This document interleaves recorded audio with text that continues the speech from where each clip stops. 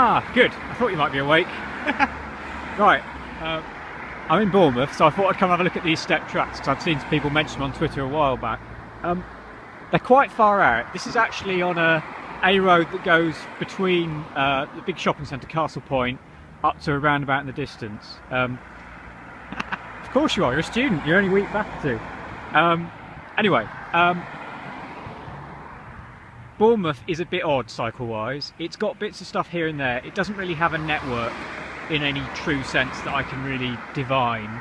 But clearly a few people in the council are trying to do quite a bit, because some of the measures are of a higher level than I would expect given the kind of coherence of the network. So here, there's a step track on either side of the road. They've basically narrowed this road down. As you can see, the level of traffic isn't actually that high on it. Speeds are relatively high, but I think they've actually been reduced by this narrowing. In theory, this should really be 20 miles an hour though. It's actually 30. Users of this track, annoyingly, before I managed to start getting the camera out, include a lot of people on mobility scooters. Bournemouth is not renowned for its young population. So there's a lot of people around here who are using mobility scooters, or even just little frames, whatever, to get around. And in that context, a shorter crossing at the junction, a cycle track, whatever, is actually just as useful to them. Whether or not they're actually allowed to use the cycle tracks is an interesting point. They may well be designated as carriageway, in which case they're probably not meant to be on it unless they're riding something particularly fast. And even then they may well not be meant to be there either. But everything here is a bit slight.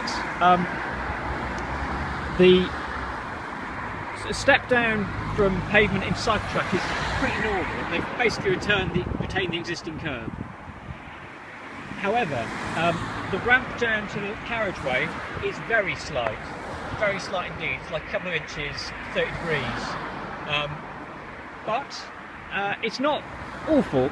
That said, I have seen some people who are cycling stay on the pavement because clearly they don't feel as comfortable as they could.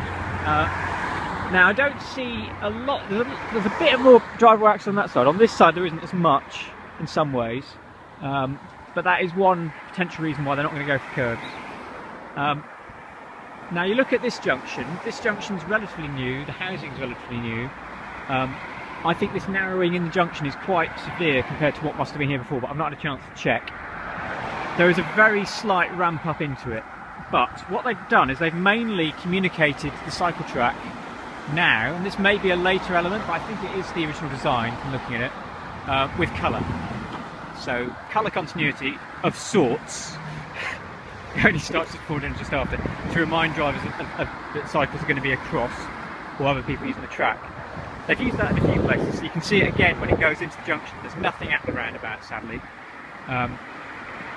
That bus stop on the far side isn't covered, so it has colour covering its cycle lane to one side. Generally speaking, this stuff is seemingly quite well respected, not least because actually there's quite a good straight line in the middle of the road.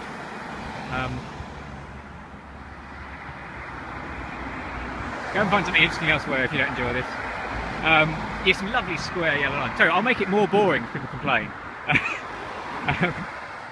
But yeah, so it's a bit weird, it's a bit interesting. Here we go, there we go, brilliant. So in reality, people's desire line, even in a car, is going to be roughly where it was. That said, because the road is dragged in as far as it was, he's still actually almost at the line we'd want. The intervisibility may have been there if there'd been a cyclist, but as you can imagine, it's Sunday morning.